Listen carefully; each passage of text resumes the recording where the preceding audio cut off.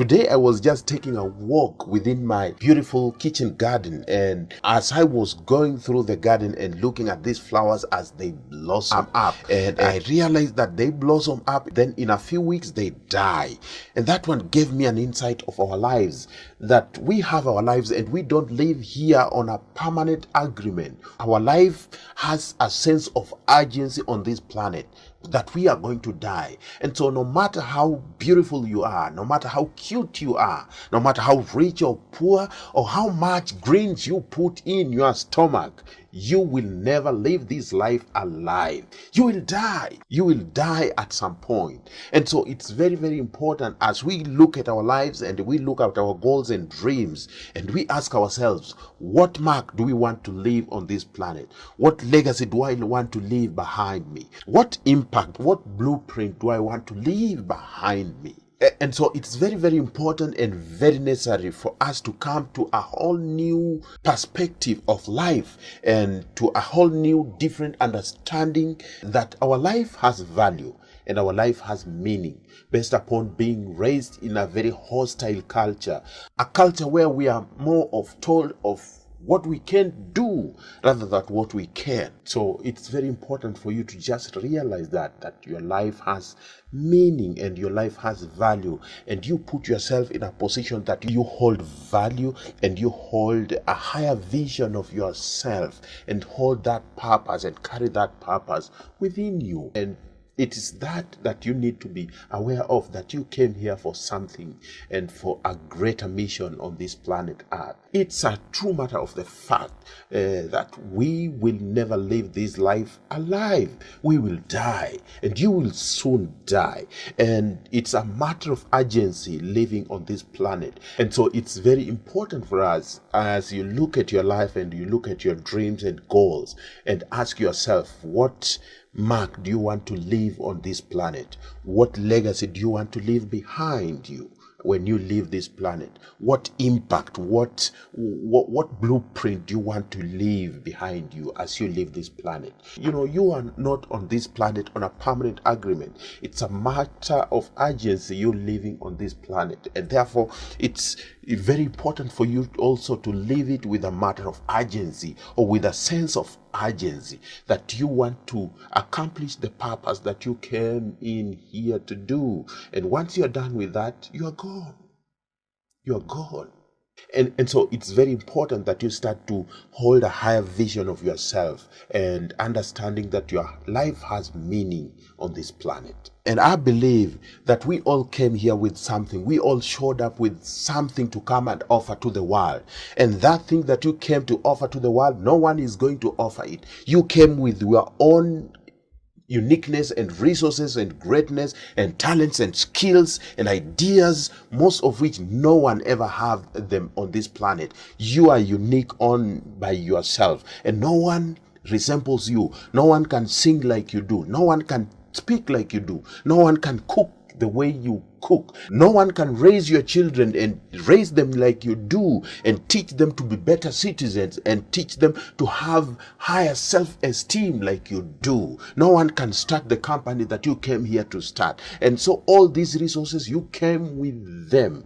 And if you don't come up with a way of exercising your dreams and goals, we will be deprived of your greatness. And the fact that you are still alive, the world is not yet through with you. The world still needs you. And so it's very, very important and very necessary for us to start realizing and understanding that our life has value and that our life has meaning on this planet, based upon being raised in a hostile culture, a culture where we are much more told about what we can do rather than what we can.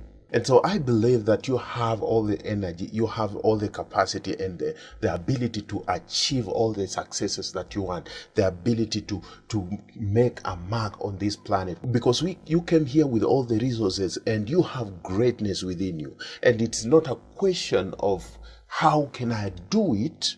It's a question of when will you do it. And it's a question of, have you validated yourself? Have you accepted yourself? Have you reached a point within yourself where you say that I am enough and I'm gonna put my money on me and I'm gonna vote on me and use all the resources to exercise my dreams and goals for the betterment of the good of all the people around me? See, I believe that we all came here with something. We all showed up with something special. We showed up with some gift and ideas and abilities and talents, most of which we are supposed to use for the good of this planet. And so, as you look at your life and you look at your dreams and goals, you have gifts, you have ideas, you have abilities, you have talents, you have all that it takes, you have greatness within you.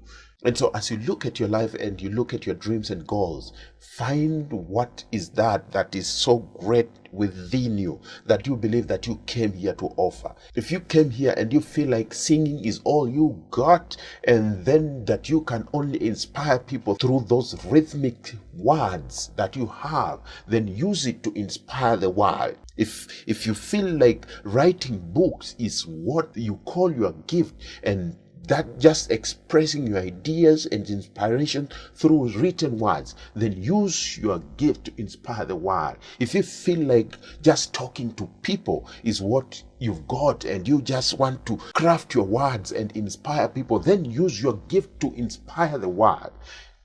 Don't die with your music still in you. Don't die with your music in you. See, you came here with a lot of gifts and ideas, and no one is gonna offer that thing that you came to offer in this planet. No one is going to write your book. No one is going to start your company. No one is going to create your product. No one is going to sing your song and use it as a tool to inspire people to rise to their feet and do something with their lives. That is your gift. And if you let fear and mediocrity keep you in the corner, being a spectator, not being a participant, contributing something to life, then you will sell not only you, but the whole world short, because you had to let fear keep you in the corner, not exercising your dreams and goals and greatness that you were brought here to offer. And by so doing, you let the world being snatched off its genius. You know, most people don't live their dreams. Most people just go through life surviving. They don't live their dreams. And maybe that's why Benjamin Franklin once said most people die at age 25 and then they are not buried until they reach age 75. They are walking dead. There are those people who are walking without dreams, or neither they don't live their dreams that they have in them. What are your dreams? What do you have in your life? What do you think is the vision, the higher vision of your life?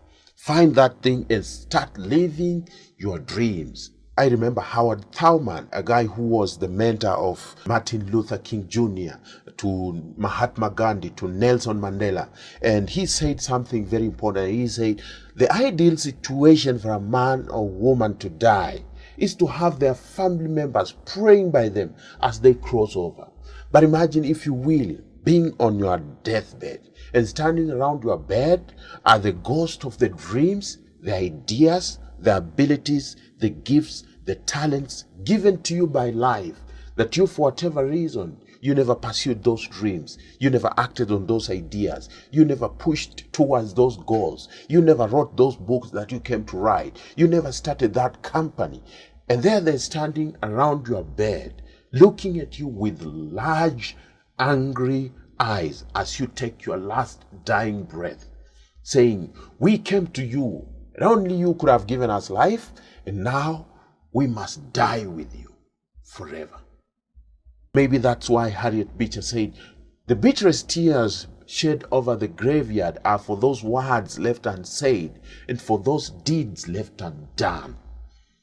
And so I want you to come to that consciousness that your life has meaning and your life has value based upon the environment that you are in right now. We are all born in this environment. But one thing I want to tell you is that the grass isn't green The grass isn't green. All you have to do is to water your own grass until it becomes green. Once it becomes green, everybody want to say, wow, I can do this.